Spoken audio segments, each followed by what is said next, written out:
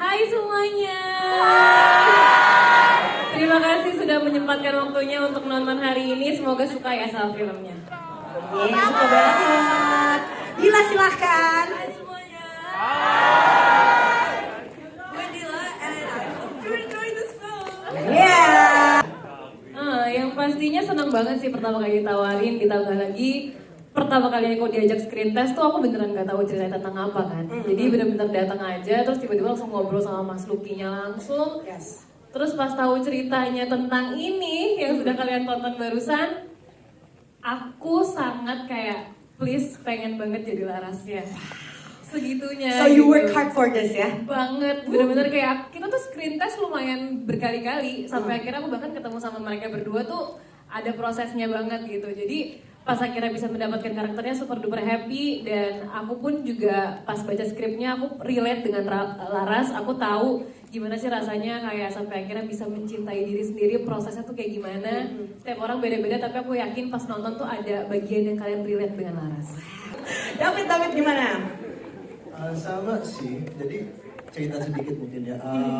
Pas dapat tawaran dari David ini, awalnya tuh aku lagi baru banget balik dari kuliah di luar, pengen banget balik lagi ke dunia entertainment, dan di situ tuh benar-benar masa-masa dimana aku lagi low banget karena ditolak-tolakin buat project, mau sekecil apapun, mau scene cuma 2 segala macam. Pernah casting dinyalain kamera orangnya cabut. Aduh sedih. Sumpah, pernah ada yang kayak ngomong, oh ini yang dulu ya, oh udah jelek sekarang ya. Sumpah tahu lu kan? Lu ya? Kalau nggak salah orang kameranya dia ya. Ya, jadi udah melewati itu, tiba-tiba dapat opportunity yang cukup besar dari PH Palari, yang aku juga suka banget karya-karyanya, juga Netflix, yang sebenarnya it means so much mereka mau mempercayai seseorang yang hitungannya newcomer lagi seperti aku ya, jadi langsung gas banget sih pas ditawarin. Shooting sama pas casting itu, I found the story very relatable. And of course gue gugup karena ini opportunitas yang sangat gede sama Netflix sama Palari, apalagi di direct sama Mas Luki, sama produser sama Mas Edi. Mas Edi, Mas Luki boleh dong sapa dulu teman-teman dari komunitas, teman-teman dari university. Ini bukan kalian.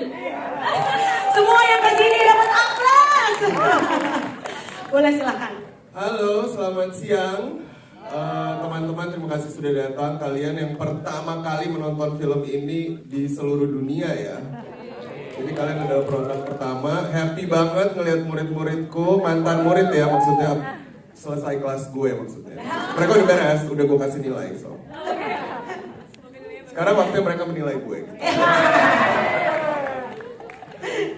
So thank you so much. I hope you enjoy the movie. Semoga kalian relate dan bisa sedikit lebih compassionate terhadap diri kita masing-masing. Boleh kasih tepuk tangan dong. Halo teman-teman semuanya, teman-teman media, teman-teman komunitas, teman-teman mahasiswa-mahasiswi. Senang sekali teman-teman, saya tadi ngintip-ngintip sedikit mendengarkan reaksi. Wah, akhirnya kayak, bolehlah ada reaksi-reaksinya sedikit yang menyenangkan dari teman-teman. Saya sih berharap filmnya connect dengan audiensnya, which is you are the market. Kalian adalah penonton yang kami ingin tuju. Semoga menyenangkan buat kalian dan semoga juga setelah menonton bisa didiskusikan. So I hope it will trigger a discussion between you and your friends and I don't know, your family.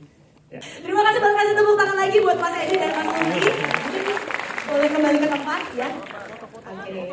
Oh, berfoto bersama, benar juga ya. Lebih heboh. Terima kasih. Yes. Capek. Nah tadi kan kita udah ngobrol-ngobrol sedikit nih. Kalian juga udah kasih tahu perasaan kalian pertama kali ditunjuk dan akhirnya menjadi cast ya. Nah selanjutnya aku pengen nanya memorable moments. Pastinya hari pertama syuting scene fantasy. Kita semua masuk studio itu semua shock banget.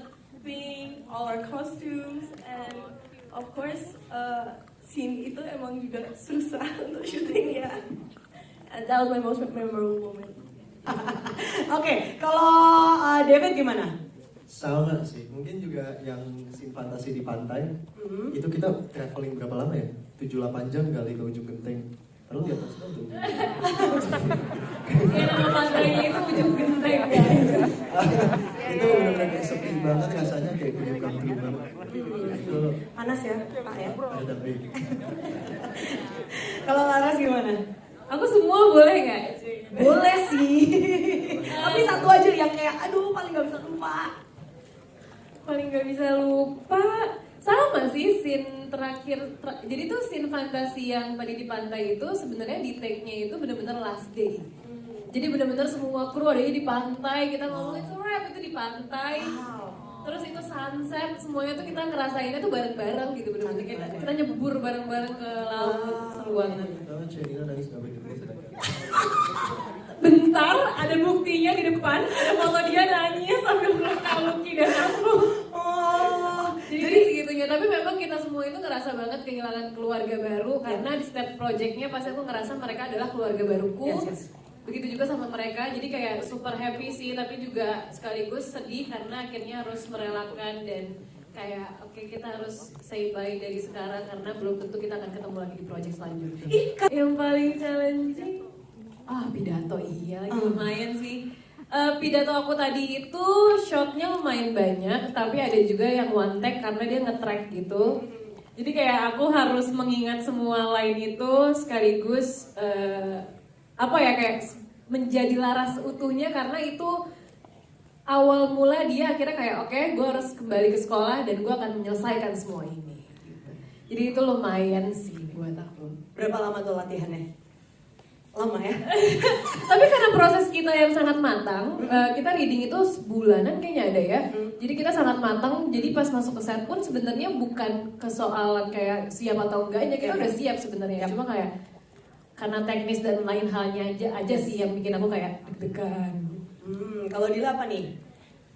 The most challenging. The most challenging itu actually proses sebelum syuting. Dila itu karakternya orang yang sangat cuek, sangat confident. And Mas Lucky actually told me to do Muay Thai selama 2 bulan sebelum syuting biar aku bisa kayak confidence within myself. Ya itu yang paling challenging is becoming Dila. Tapi kalau Kathleen sendiri orang dalam aslinya gimana? Di luar film ya? Pendiam. Really? Ya. Wow. Padahal pas kita tadi kenalan di backstage kamu yang paling hai gitu kan? Oke. Apa sudah mulai tertular ya dengan karakter? Ketarik ya. Kayak aku ngasih energi yang banyak untuk hari ini. Kalau Emir gimana, David? Aku paling challenging sih pastinya kayaknya scene panic attack ya, karena itu kan benar-benar exhausting banget gitu. Tapi lu panikan nggak sebenarnya orangnya? Kayaknya enggak ya, Sans ya? Iya, cuman nafas begitu tuh benar-benar emang bikin detak jantung kenceng, air mata, congean gitu banyak. Aku mau nanya kakak-kakak untuk prepare adegan-adegan yang mungkin berat kayak tadi panic attack, revelationnya Dila kepada Laras gimana, dan mungkin Laras juga untuk adegan-adegan yang horny self-nya itu cara mendalami karakter, mendalami perasaan supaya terlihat banget di layar gimana. Seru banget soalnya lihatnya. Terlihat ya? Saya relate soalnya, saya relate sekali. Iya. Coba dulu, silakan. Untuk panic attack waktu itu aku dibawa ke hutan sama Mas Lucky itu ditinggal sih. Ya kita ada sekitar 3 bulan ya. Lu, kamu sebulan?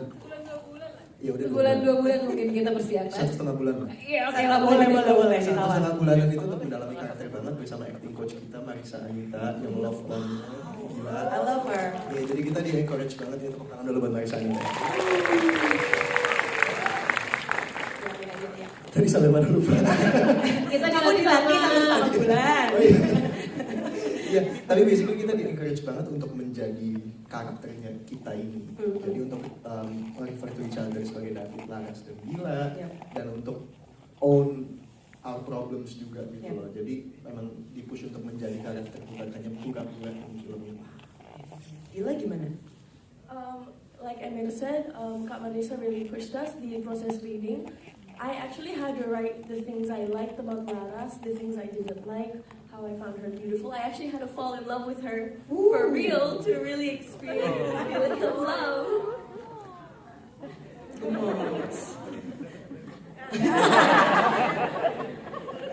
Oke, kalau Laras? Kalau aku sama sebenarnya jawabannya karena dukungan persiapan yang cukup matang, berdiskusi sama Kak Lucky, sama Kak Marisa. Tapi ada satu hal yang ini lucu tapi kayak juga karena aku disuruh Kak Lucky bikin fantasi Shenina sendiri.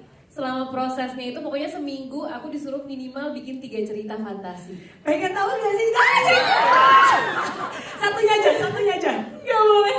Karena satunya pernah dibaca langsung sama dia dan itu aku malunya mampus. Jadi pas dibaca sama Emir tuh, itulah yang aku aplikasikan pas lagi take, rasa malunya, rasa stresnya, rasa semua campur aduknya tuh gimana pas di saat fantasi lo tuh dibaca sama orang lain, dimana sebenarnya niatnya itu buat diri sendiri. Yes. Sumpah kalian harus lihat gambar-gambar gitu. Gak ada gambar. Ya jadi itu mungkin yang bikin kamu tadi ngerasa kayak thanks to Kak Lucky. Based on